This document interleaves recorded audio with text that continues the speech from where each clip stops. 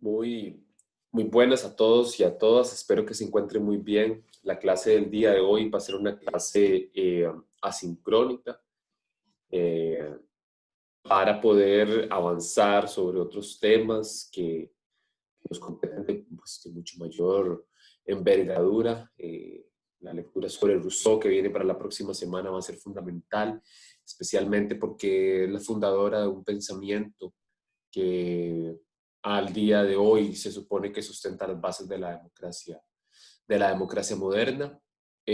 No solo vamos a ver a Rousseau, vamos a ver la Revolución Francesa como un hito y un momento histórico determinante en el desarrollo de las democracias modernas y del desarrollo del modelo que ha venido, si ustedes lo notan en nuestra teoría, en el análisis de nuestra teoría política, ha venido consagrándose y estructurándose desde las tesis liberales hasta hoy, que vamos a ver el caso de Charles Lewis de Secondat, es decir, el conde de Montesquieu, que al final del día nos presenta el desarrollo de un análisis ya no solamente liberal, sino también republicano, y donde empiezan a sentarse las bases de lo que será la transición de los absolutismos monárquicos a las incipientes democracias modernas. Montesquieu, en efecto, podría categorizarse entre ese paso entre el liberalismo y el paso hacia el republicanismo, sin que estos sean excluyentes, sino por el contrario, puntos de conversación y de convergencia en ciertos aspectos del análisis de la teoría política. A nivel de la teoría política, hoy no solo incorporamos elementos fundantes del pensamiento hegemónico que se ha sostenido a la época, sino que por otro lado también incorporamos el análisis de la teoría social y el análisis social que a veces a la teoría política le hace falta una comprensión muchísimo más profunda de los fenómenos sociales y de los fenómenos políticos. Y que me parece que este análisis de la teoría social, con las críticas que se le puede hacer a Montesquieu sobre su basamento, lo cierto es que eh, ese aspecto teórico que nos incorpora al día de hoy puede ser un parteaguas en el tema de cómo en ciencia política tratamos los fenómenos no meramente políticos, sino también con connotaciones sociales o con connotaciones culturales y económicas. Voy a compartir la pantalla para que ustedes puedan ir observando la presentación. Me parece importante que recuperen, que puedan hacer sus anotaciones y que me las hagan llegar en cuanto lo consideren necesario. Eh, es importante comenzar el análisis del pensamiento político de Montesquieu señalando que Montesquieu nace en Francia, de una familia con cierto prestigio y abolengo para la época, con un título noble, pero que Montesquieu en su construcción de pensamiento y en su construcción como ser humano empieza a cuestionar estos aspectos, no le interesa mucho la vida política, la vida social, aunque sí la ejerce, le interesa más el desarrollo filosófico y el desarrollo del análisis de la época, coyuntural sobre todo. Montesquieu no solo se interesa por el análisis de la Francia de la época, una Francia donde los acuerdos de Nantes habían sido borrados y prácticamente la tolerancia religiosa que una vez se profesó ya no existía como tal, siendo el catolicismo el detonante de esto, que a la postre iba a ser también el detonante de la misma Revolución Francesa, entre otros aspectos que obviamente le iban a variabilizar. Montesquieu recorre gran parte de Europa, Inglaterra, Italia, Holanda, se empapa también de los asuntos que en Suiza ocurrían en la época y analiza de forma profunda las relaciones que estaban sucediendo en una época donde la Revolución Inglesa ya había encontrado un punto prácticamente de consolidación. para su estructura como tal. Eh, Montesquieu no solo estudió derecho, sino que a mi criterio estudió la filosofía bajo otro ángulo, un ángulo práctico. De ahí que su interés por lo que posteriormente iba a ser el desarrollo de la sociología, yo creo que encuentra un asidero en el pensamiento de Montesquieu. Por eso se le considera el primer sociólogo. Los primeros análisis sociológicos los podemos encontrar en Montesquieu, sin eximir a otros pensadores de la época y anteriores a ellos que obviamente tenían su connotación también sociológica o el análisis de las leyes sociales. Hay aspectos sustanciales. Montesquieu no solo se interesa también por el derecho, sino que también hace un estudio somero, pero un estudio sobre las ciencias naturales. Nótese que está en un momento en el cual las ciencias naturales, el auge de las discusiones sobre las ciencias naturales estaba de boga, prácticamente buscando cuál era la ciencia suprema o cuál era la ciencia que reunía al otro conjunto de ciencias, las discusiones entre la física, la biología, ya los alquimistas habían pasado a ser químicos, ya había una dinámica distinta a la comprensión de las ciencias naturales, y pues es claro que Montesquieu, al igual que el resto de pensadores que hemos analizado, Locke, Hobbes, se interesaron en sus inicios por las ciencias naturales como tal, y de ahí es claro que los tintes deterministas están supeditados a los estudios o a las visiones fuera de las ciencias sociales. Eh, es importante mencionar que se considera primer sociólogo simple y llanamente porque Montesquieu empieza a incorporar dentro del análisis político y de la teoría política el análisis social. Empieza a incorporar y a analizar que hay un conjunto de instituciones e infraestructuras y estructuras dentro de las sociedades que también determinan el accionar del ser humano. No meramente de una estructura individualizada, no meramente de una estructura de estado de naturaleza, sino por el contrario, instituciones sociales que a la postre van a ir dando formaciones y van a ir dando lógicas de construcción de la sociedad de manera diferenciada a lo que es determinar qué es individual y lo que no es individual, lo que es bien común y lo que no es bien común. Es decir, construye un análisis fuera de los cánones que hasta la época había estado pregonando la teoría política y sobre todo el ámbito racionalista y empírico de la época.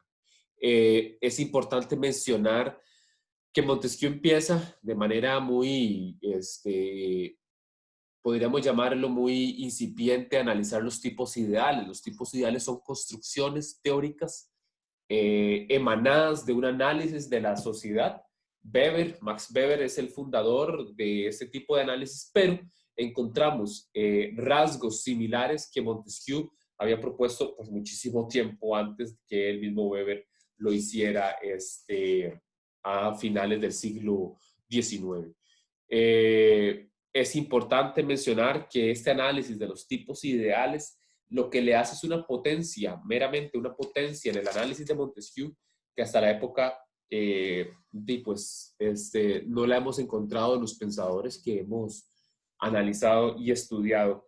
Estos tipos ideales son organizaciones fundantes del pensamiento que aglutinan y buscan comprensión relacional de los fenómenos, los rasgos y las costumbres sociales, para dar explicaciones a los fenómenos sociales.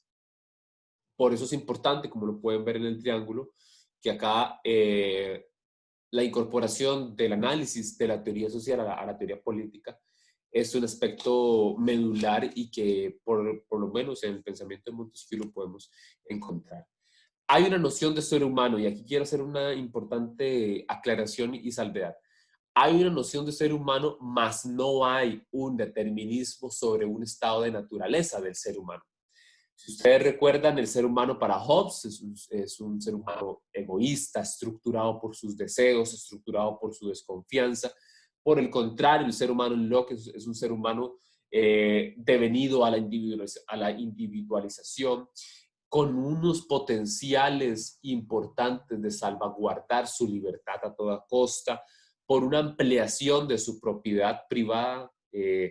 Sin embargo, en Montesquieu no es precisamente que no haya una estructura de análisis del ser humano, sino lo que encontramos es una noción global del ser humano fuera de los cánones del determinismo que los racionalistas y empiristas anteriores a él habían desarrollado.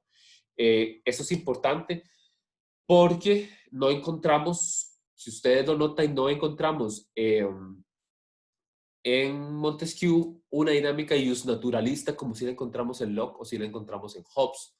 Esto pues es claro que potencia otro tipo de análisis, potencia otras formaciones comprensivas de lo que es ser humano, sociedad y Estado. Eso sí, no se separa del análisis racionalista del ser humano en su generalidad. Simplemente menciona que el ser humano es un ser humano racional relativamente. Empieza una relativización de las estructuras humanas, empieza una relativización de las estructuras comprensivas y del accionar humano como tal, porque comprende dos ámbitos importantes: un ser humano que es impactado por la naturaleza y un ser humano que es impactado por las leyes sociales. Y por leyes sociales vamos a entender acá las relaciones sociales devenidas en la sociedad. Es decir, un ser humano que de una u otra manera no está aislado como Locke, sino es un ser humano que constantemente está en discusión con su estructura social, con su sociedad. Y por el otro lado, es un ser humano que las leyes naturales le van a impactar directamente en su edificación sobre el cómo, el cuándo y el dónde de desarrollarse. Y esto va a ser muy importante porque para Montesquieu, posteriormente, el análisis geográfico, el análisis climático, el análisis de las relaciones sociales va a tener un impacto sobre cómo ese ser humano se comporta. Rompe Montesquieu con la lógica de que todos los seres humanos nacen bajo ciertos parangones o ciertos estándares. Y más bien lo que empieza a hacer es una clara diferenciación de cómo nacen los seres humanos. Rasgo importante porque devela que la construcción misma de la sociedad está destinada de una u otra manera o está construida de una u otra manera también por las leyes que le fundan y también por las leyes naturales. Es importante resaltar que la lógica de comprender el derecho natural en Montesquieu es la paz. Y con esto es claro que el conflicto surge de las mismas relaciones sociales, no sale de ellas. Diferencia total con el pensamiento liberal de Locke y que posteriormente Home, Bentham y el mismo Adam Smith lo comparten, que es el pensamiento anglosajón o el pensamiento inglés puro y duro del liberalismo clásico, sino por el contrario, lo que Montesquieu nos señala es que el conflicto surge de las mismas relaciones sociales y no de las relaciones individuales. Esto es un punto medular porque las relaciones sociales son las que van a estructurar las dinámicas de diferenciación del ser humano. Y por ende, si el conflicto subyace en las relaciones humanas, el derecho natural como tal va a ser la búsqueda de la paz. Una paz también relativa. Montesquieu sabe que la paz no es una construcción histórica determinada, sino por el contrario, si las relaciones sociales están supeditadas a las leyes naturales y las leyes naturales implican constante movimiento, constante indeterminación como tal, pues la paz también va a comprenderse como tal, como un momento histórico que relativamente está determinado por las leyes humanas y sociales. Aquí es muy importante incorporar que estas leyes naturales o estos aspectos naturales van a dar factores explicativos a la sociedad. Y la naturaleza humana es variable a su entorno natural, tal cual ustedes lo pueden leer acá.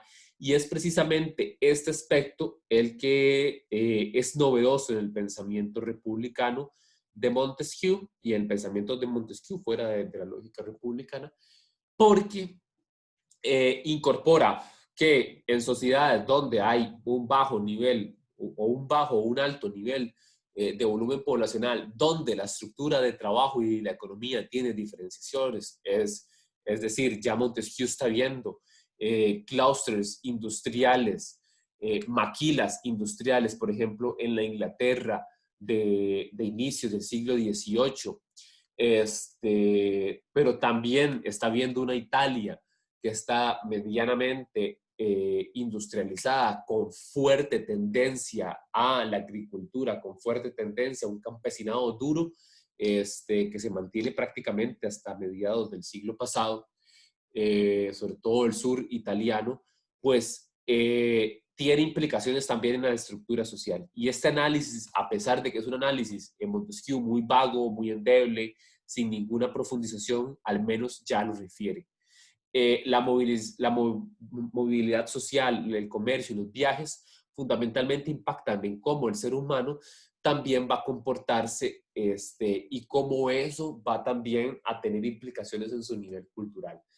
Para Montesquieu, los viajes, el relacionamiento con otras personas implica también un aumento a nivel cultural y a nivel comprensivo sobre la cultura. Y por último, las diferencias entre la religión y las costumbres es claro y es notorio que, por ejemplo, una Suiza puritana, a diferencia de una Francia altamente católica, restrictiva de la libertad religiosa, o por ejemplo Holanda, cuna también de la tolerancia religiosa, tiene diferencias con una Inglaterra que todavía se disputa entre el puritanismo y el catolicismo, va a tener también implicaciones en cómo su estructura social edifica la lógica política. Y hasta el día de hoy, esas diferenciaciones, si bien es cierto, no son deterministas en la estructura social, sí juegan un rol muy importante en cómo el ser humano va a estar o se va a comportar o se va a desarrollar, sin olvidar fundamentalmente, y esto obviamente Montesquieu no lo trabaja porque el desarrollo de la teoría social y la teoría política no había llegado hasta ese punto, hay otros factores estructurales pues mucho más amplios, que podríamos llamar factores sistémicos. Pasamos a la variabilidad de la sociedad por la naturaleza. Acá, pues la beta más conservadora y más determinista de Montesquieu se sobresale, ¿verdad? No se olvida de su análisis pues altamente conservador sobre el ser humano. Es claro que Montesquieu está leyendo diferenciaciones sobre las sociedades, pero lo hace a través y bajo el filtro de la naturaleza, lo cual es peligroso porque empieza a determinar ciertos rasgos del ser humano.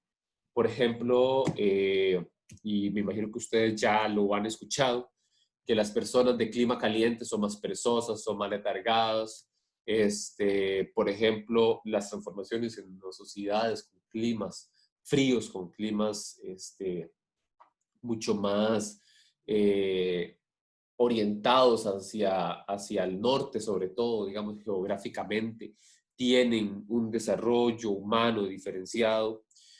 Todo ese tipo de análisis lo encontramos en Montesquieu, con la crítica sustancial a que el clima y el terreno son las transformaciones fundamentales de la sociedad.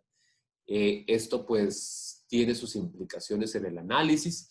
Esta tesis durante muchos años, durante muchas décadas, fue la tesis fundante en otro tipo de disciplinas, por ejemplo, en la antropología, en la sociología, que iban determinando cómo el ser humano en su naturaleza se iba construyendo dependiendo de dónde nacía, dependiendo de su territorio, y generaba determinismo sobre él.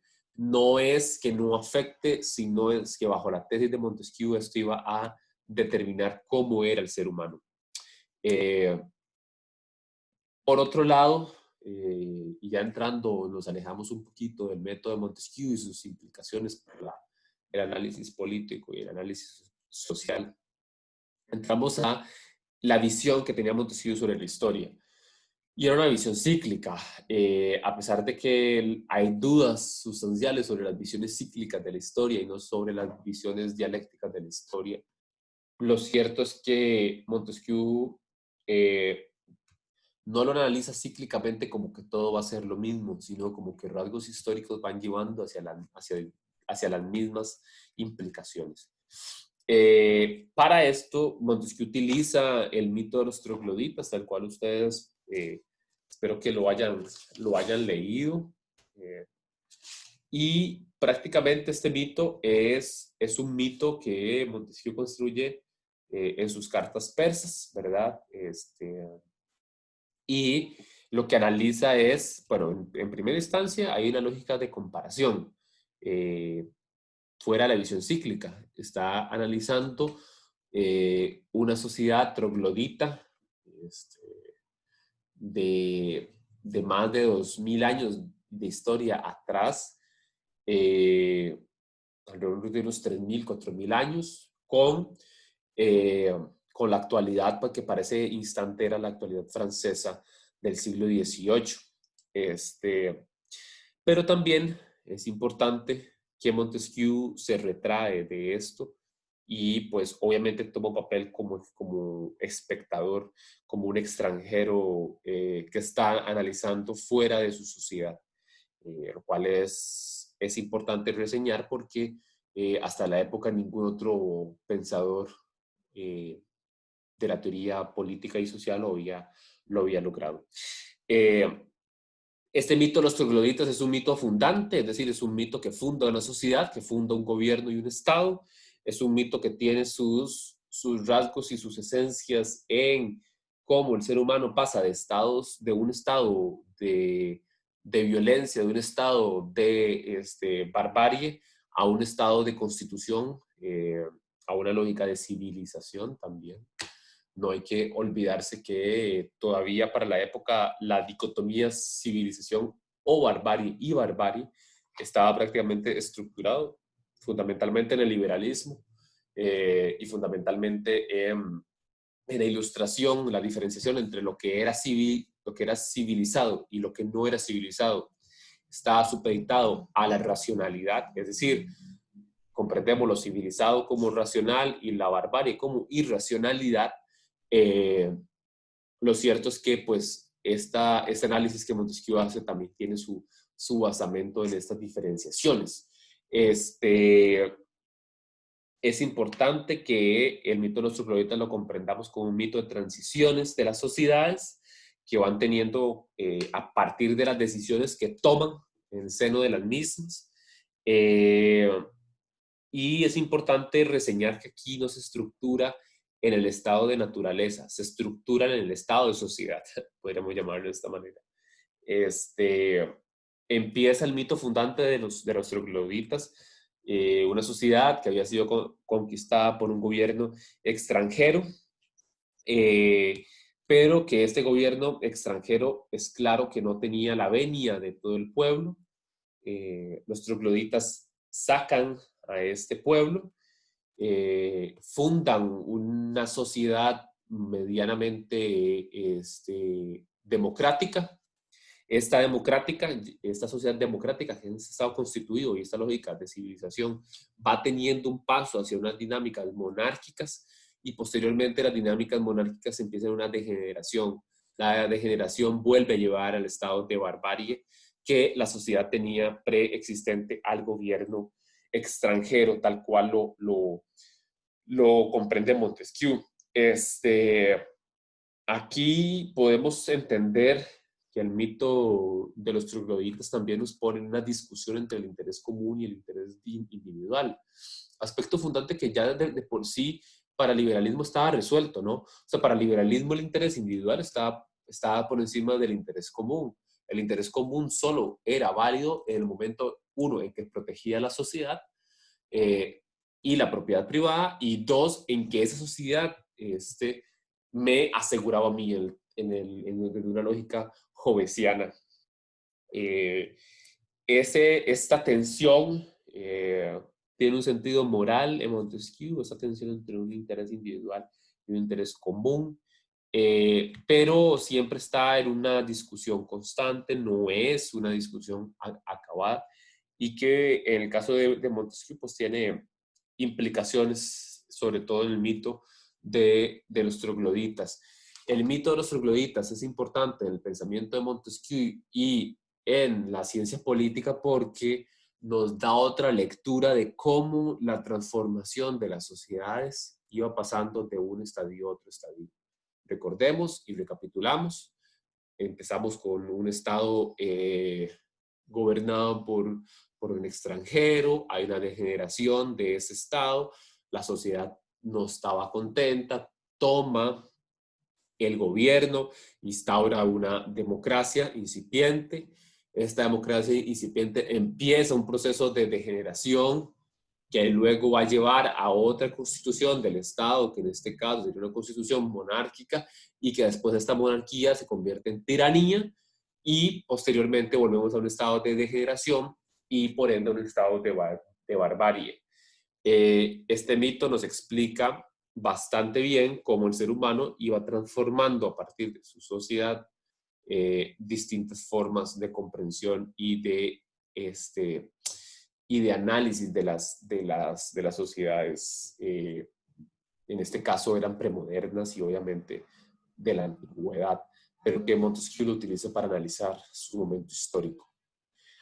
La libertad de Montesquieu es una libertad diferenciada a la libertad que tenemos en Locke. Si pasamos del mito de los trogloditas a ya el análisis del espíritu de las leyes y sobre todo de las tesis de la teoría de la separación de poderes y demás, es importante insertarnos en la libertad, porque en este caso la libertad en el mito de los trogloditas, como podemos ver acá, es medular en el tanto se entiende libertad por hacer lo que la ley me permite hacer y no por hacer lo que yo quiera hacer o lo que no me vea obligado a hacer por la ley. Si recordamos, la libertad en Locke es una libertad que estructura el resto de libertades, es una libertad que estructura la misma ley. Lo importante en Montesquieu es que Montesquieu dice, si bien es cierto, hay una ley que es medular para constreñir y para desarrollar la sociedad, la libertad no puede ser sujeta y no puede estar por encima de la misma ley. De esta manera, lo que hace Montesquieu es una regulación de la libertad a partir del entendimiento de que la libertad no es más allá que hacer lo que se debe querer hacer, ¿verdad? Y no verse obligado a hacer lo que no se debe hacer. Este juego de palabras de Montesquieu nos dan una idea de una libertad supeditada y regulada por la ley. Aspecto fundante también de la lógica republicana.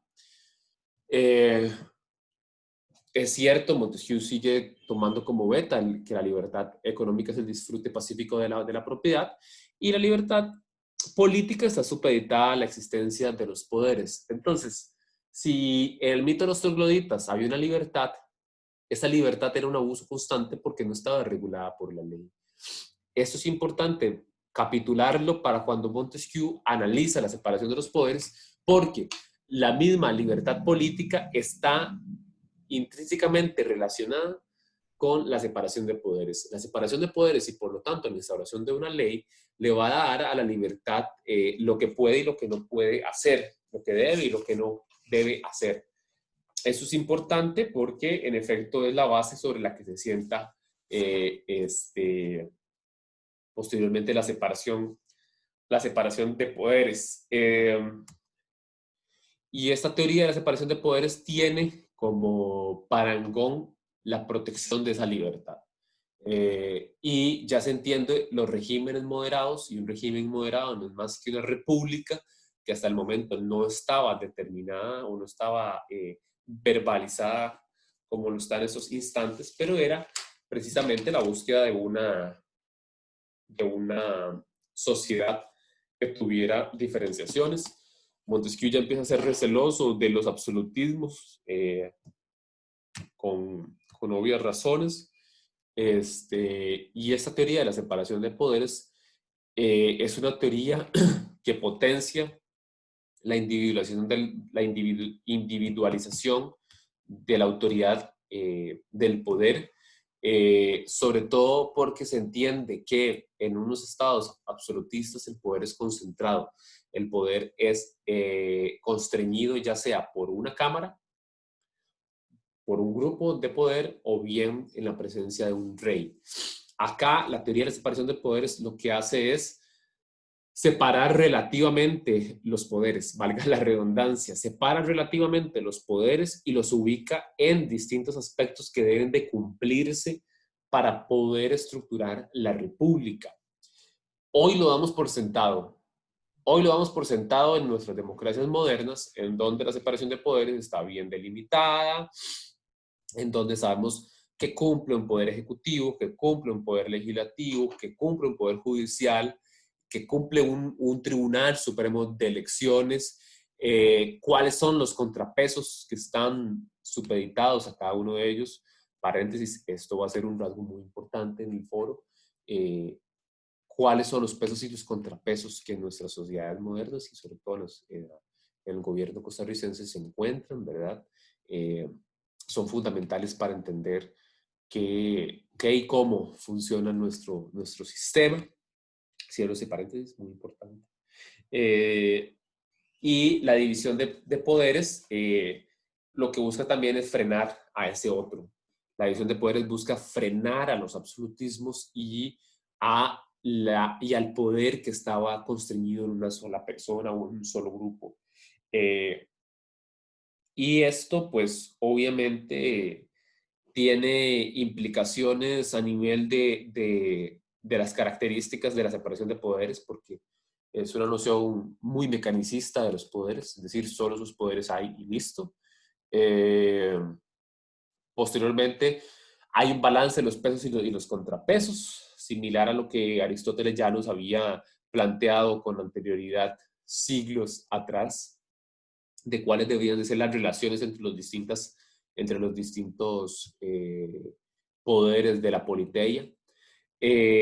La complejidad de los elementos políticos es muy importante porque ya aquí no es una simple y llana ejecución de un rey, sino que los poderes, al ser heterogéneos y los elementos políticos, al ser diversos, implica una complejidad. Esa complejidad debe de verse representada en los poderes. Hoy en día lo que podríamos llamar es a la diversidad y a la pluralidad que implica esto en la política. Montesquieu, en efecto, es un pluralista y reconoce la pluralidad como un bien propio del ejercicio de la política.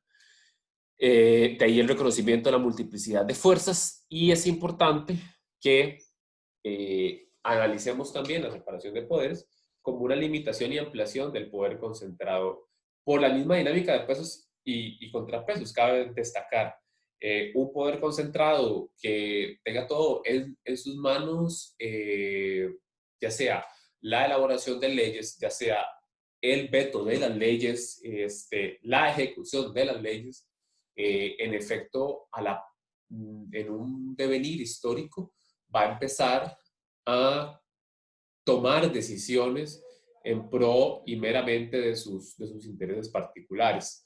Esto, Montesquieu lo está leyendo en tanto la limitación de los poderes puede potenciar también la estructura de otras fuerzas.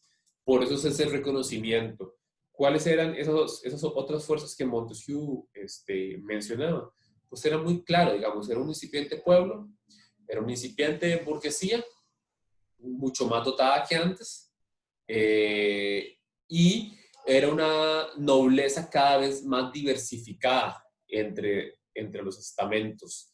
En este sentido, la separación de los poderes también implica una separación social, que la vamos a ver más adelante. Como lo pueden ver acá, hay un poder único y es soberano. Esa soberanía es importante que radica en el poder legislativo. Montesquieu analiza dos cámaras, una cámara alta y una cámara baja, donde se ven representados los lores o la nobleza, y una cámara baja donde se ve representada la pequeña burguesía, la alta burguesía y el pueblo. Eh, Sujetando al pueblo a la burguesía, ¿verdad? Todavía aquí no encontramos una diferenciación, eso es muy importante reseñarlo. Y un poder judicial que no era un poder activo. El poder legislativo y el ejecutivo eran poderes activos, que constituían y se constituyen como productores de leyes, como elaboradores y como ejecutores de las leyes. Un poder que está constantemente en movimiento. Y un poder judicial que meramente la representación de la defensa de los derechos civiles. En este sentido, Montesquieu no le presta un papel relevante en el tanto del accionar de las leyes al Poder Judicial. Esto pues tiene sus implicaciones. Luego el Poder Judicial obviamente va agarrando una preponderancia mucho más amplia. En efecto, esta es la división de las leyes, esta es la división que el espíritu de las leyes realiza sobre los poderes. Y la base sustancial de la teoría de separación de poderes es en la dinámica de pesos y contrapesos.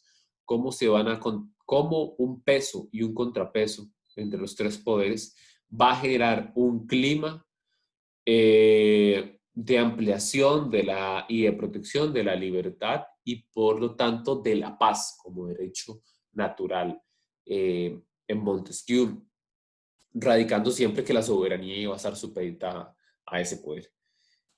En efecto, hasta acá, digamos, Montesquieu ya estructura lo que hoy en día conocemos como la división de poderes. De manera muy amplia, este poder es un poder republicano, no hay que olvidar esto. Es un poder donde ya la monarquía empezaba a perder peso y la aristocracia y los regímenes aristócratas o demócratas ya empiezan a ser producto de análisis y no solo de análisis, sino también de fundamentación teórica, como lo podemos ver en Montesquieu. La tipología de los gobiernos para Montesquieu no es tan distinta a la que el mismo Aristóteles había propuesto. Sin embargo, hay diferencias, sobre todo en el tema de la república. Montesquieu seguía viendo a la aristocracia y la democracia como dos formas de gobierno viables, donde la soberanía estaba supeditada al pueblo, en la democracia, y donde la virtud era la realización de la res pública, es decir, de la cosa pública. Por otro lado, la aristocracia, que se comprendía como la soberanía de unos pocos, el ejercicio del poder sobre unos pocos, era también una forma que Montesquieu no desdeñaba del todo en la república. Por otro lado, tenemos a la monarquía, donde obviamente ya hay una concentración mucho más profunda del poder, hay una supeditación de la nobleza y el parlamento, y ahí donde hay otras características que en este sentido Montesquieu empieza a ver con recelo, sobre todo por lo que vio en la Revolución Francesa en la Revolución Inglesa y cómo ésta se estructuraba. Y luego los regímenes despóticos, sobre todo anclados a una degeneración de la monarquía como tal. Cuando se habla de un régimen republicano, se habla de un régimen constitucional amparado bajo dos principios. Esto es muy importante que usted lo tenga. Un principio de legalidad y un principio de división de poderes. Es decir, tanto el principio de legalidad, es decir, la Constitución misma y sus leyes fundantes, más la división de poderes, da la potencia a una república. Y esto es lo que Montesquieu va a entender como república, y esto es lo que a la postre las tesis republicanas mantienen hoy en día. Esta es la base, digamos, sobre la cual empieza a generar una ruptura sobre los absolutismos de la época. Y el objetivo de esta república es salvaguardar la libertad. Y esta libertad no es más allá que el poder hacer lo que uno quiera hacer. O lo que se deba hacer, no lo que se quiera, sino lo que se deba. Cuando se habla del deber, es claro que estamos hablando también de una ley. Por eso en Montesquieu encontramos una regulación intrínseca en la dinámica de libertad. La libertad está regulada. Y por lo tanto, si la libertad está regulada, la regulación viene fundamentalmente dada por la dinámica de la república y esta a su vez por el principio de división de poderes. Si ya vimos una distribución jurídica de los poderes, que es la división misma, Montesquieu también habla de una división social de los poderes.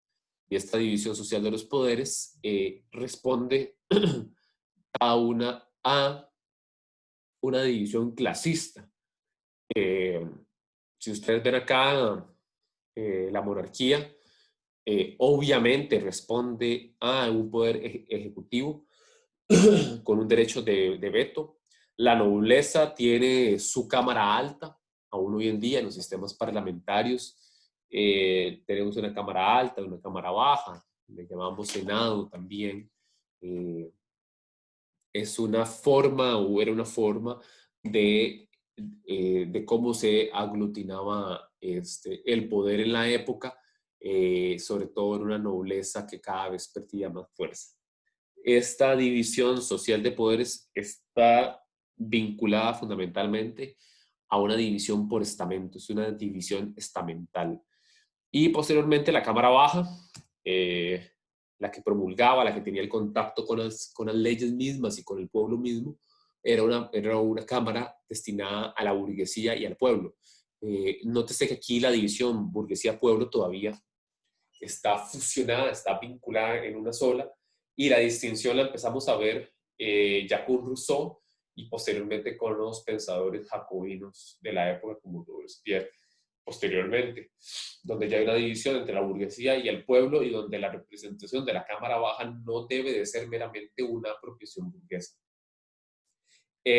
Si ustedes ven, la armonía que debía de establecerse en esta división social de poderes era una armonía que potenciaba la estabilidad de un régimen republicano, la estabilidad de un republicano. ¿Por qué? Porque, bueno, teníamos una asamblea o una cámara baja que tenía una aproximación con el pueblo, pero que también le ponía un contrapeso a que esa monarquía en el poder ejecutivo no tomara control sobre las leyes, no tomara control sobre los ejércitos. Por otro lado, teníamos una nobleza que obviamente llevaba sus intereses y que promulgaba también que la Cámara Baja no se sobrepasara a los intereses de ellos mismos. Es decir, era una dinámica altamente mecanicista, sí, pero que fomentaba una armonía relativa sobre la instauración de una república. Ese era el fin último también de esta distribución social de los poderes. Es una distribución clasista, no todos y todas eran ciudadanos, no todos se consideraban parte de la sociedad, y eso es importante reseñarlo, porque la división clasista era una división también excluyente de los otros que no eran visibilizados y que no fueron visibilizados, al menos en las incipientes nociones de democracia que en la época, pues es claro que se tenían. Es una división tripartita y es una división triestamental. Tripartita porque tiene tres partes: un poder ejecutivo y un poder legislativo. Acá no está supeditado el poder judicial. El poder judicial estaba anclado también a la dinámica del pueblo, ¿verdad?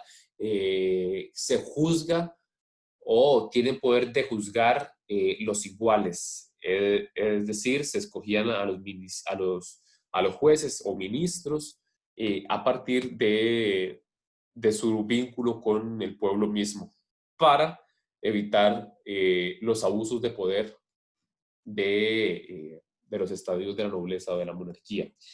Este principio de igualdad en el poder judicial, pues se supone que es un principio fundante que se mantiene hasta hoy en día. Y el poder legislativo tiene una representación de clases y un rol de fiscalización del poder. Entonces, si ustedes ven, el contrapeso acá de la fiscalización.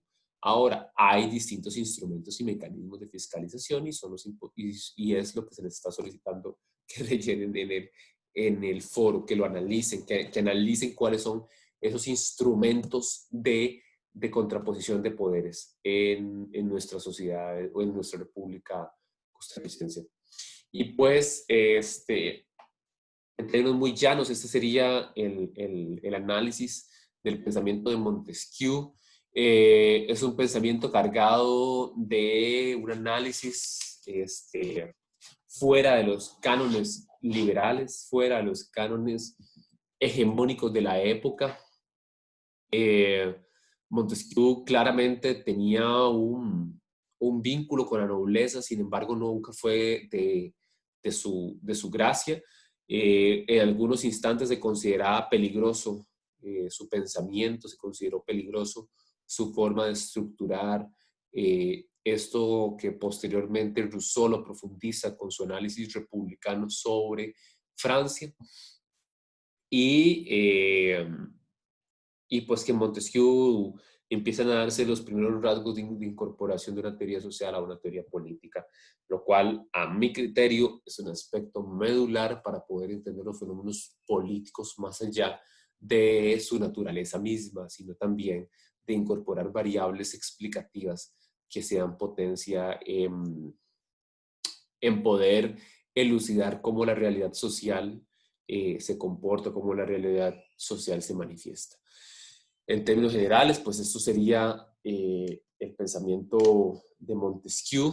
No duden en escribirme si hay alguna duda, alguna consulta o alguna pregunta. Les envío un saludo y espero que se encuentren muy bien. Muchas gracias.